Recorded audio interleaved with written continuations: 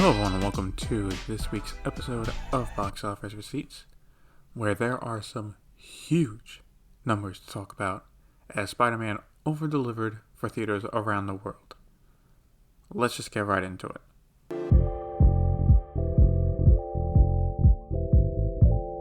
So Spider-Man No Way Home opened this past weekend and surprised me and everyone else's expectations. I'll go over the details in a minute, but to knock out the top 5, it opened in first place with $260 million. In second place was Encanto with $6.5 million for a total of $81.5 million. Third place was West Side Story with $3.4 million for a total of $17.9 million. In fourth place was Ghostbusters Afterlife with $3.4 million for a total of $117.2 million. Lastly, in fifth place was Nightmare Alley, which opened with $2.9 million. Clearly looking at the top 5, not only did theaters have the majority of their screens playing No Way Home as many times as possible, it was clear that was all the focus for audiences as well. While this was fine for most films as they've had a few weeks, except West Side Story, which is just not finding an audience, Nightmare Alley also took a big hit as well. In theory, it should do okay as counter-programming to No Way Home. However, it falls into the category of mature films, like The Last Duel, and those are struggling to get solid numbers. Now, while Del Toro's latest film does not cost as much as The Last Duel, it did cost around $60 million to produce, according to Variety, and if true, makes it the biggest 20th century Searchlight film ever made. Remember, Searchlight is for smaller films with smaller budgets, like Nomadland. With this kind of budget, it could have easily been a mid-budget film for 20th century itself. Nightmare Alley will likely not make back its budget at the box office, but will be less of a loss for Disney compared to some other films they have released this year. Now let's talk about No Way Home. This weekend, as the numbers came in, it was just one of those special ones where they just kept going up and up and up. With the final weekend total of $260 million, it now has the second biggest opening weekend domestically of all time, coming in behind Avengers Endgame. Since it has beaten The Force Awakens, it is now also the biggest film to open this in December, and with $260 million so far, it is already the highest grossing film of 2021 domestically, passing Shang-Chi by around $40 million. What has helped propel this is the fact that word of mouth is amazing. It has got the rare and coveted A+ cinema score and a 99% audience score on Rotten Tomatoes. Movie watchers now of all ages love the film and are now talking it up to everyone.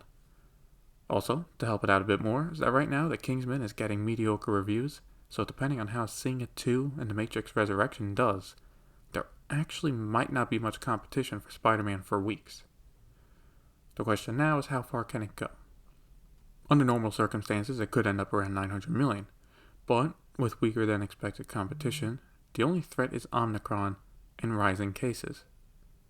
Clearly, it did not stop people this weekend, so if there are not many restrictions put in place locally around the country, people will still go watch. Personally, right now I'm thinking it finishes at least with $700 million domestic, possibly hit $800 million. At this rate, it can be close to $500 million by after Christmas, and then have another 2 to 3 weeks to make another $200-300 million. This will be interesting to watch, as during the pandemic, films have not had the best legs, with theater exclusives only doing slightly better than ones with a dual release. Anyway, this is still a massive win in getting people used to going back to theaters, and hopefully in 2022 they go see other smaller ones as well. Congratulations to Sony and Marvel Studios. Taking a look at China, they did get new films, with one of them getting people to show up at theaters. Opening in first place is Fireflies in the Sun with $54.2 million.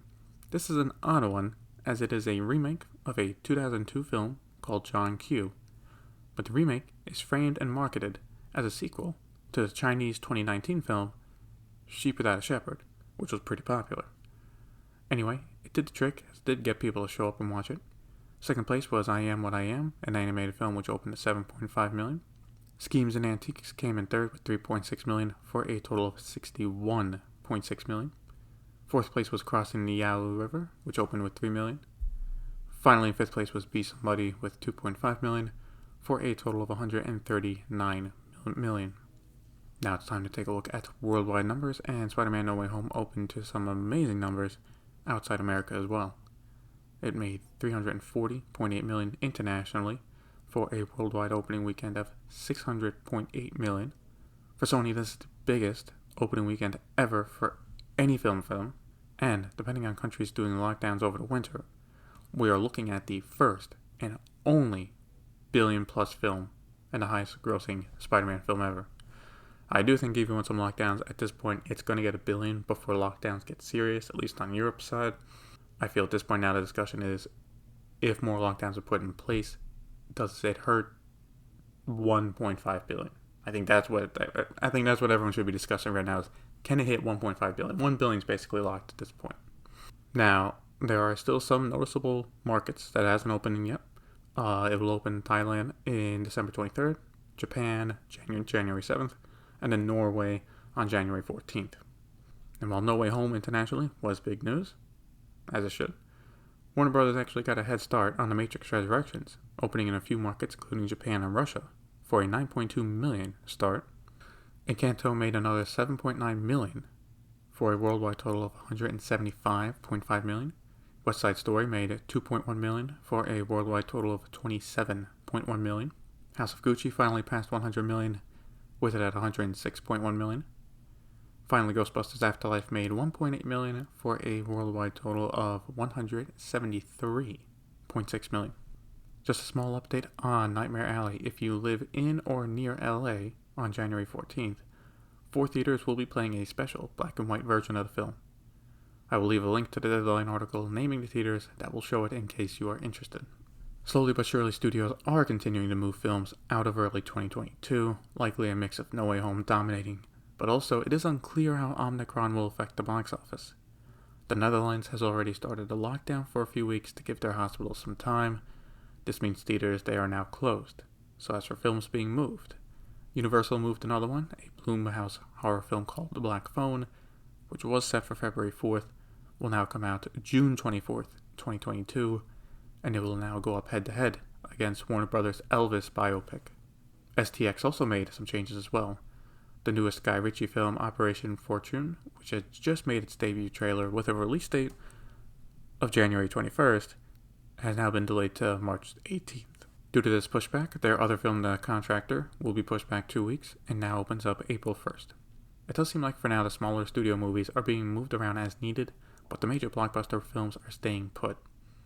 It does help that for January, there are not many films opening anyway.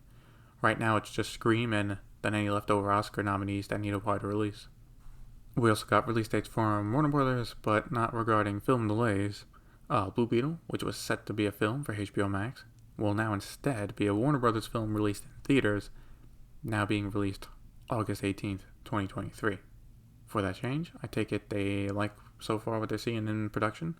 The Train to Busan remake now has its title The Last Train to New York and will open April 21st, 2023.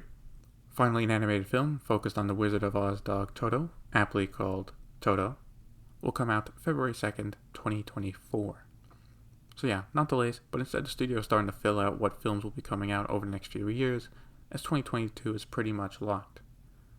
I do wonder, since HBO Max is losing Blue Beetle, will anything be moved over to compensate, or will they just work on another project for the service?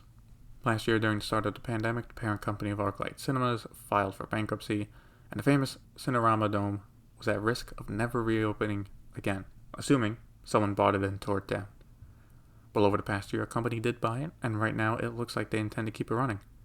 Deadline reported that the new company has filed paperwork to renew the liquor license for the theater, and that it'll be a while before it reopens because they are now using this time to work on renovations. As for when a reopening might happen, it's looking like it's sometime in 2023 at the earliest. But hey, at least some good news at least for one of the more historic theaters in America. For new trailers this week, we got one, and that is for Paramount's film The Lost City. It looks pretty good, and stars a solid cast of Sandra Bullock, Channing Tatum, Daniel Radcliffe, and what looks to be a guest appearance by Brad Pitt. It does feel like a film that came out 10 years ago, but in a good way. It comes out March 25th. And that's it for this week's episode of Box Office Receipts. Spider-Man really dominated the news over the weekend, so there wasn't really news on the streaming or VOD front, really. We'll talk about any news from that in the next episode. Just happy holidays to you, to everyone listening. Hope you all have a good time. Now's a good time to catch up on movies with friends and family. Maybe go see Spider-Man if it's safe. If it's not, maybe watch Matrix at home. You got options. That is it for me. Thank you for listening, and see you next time.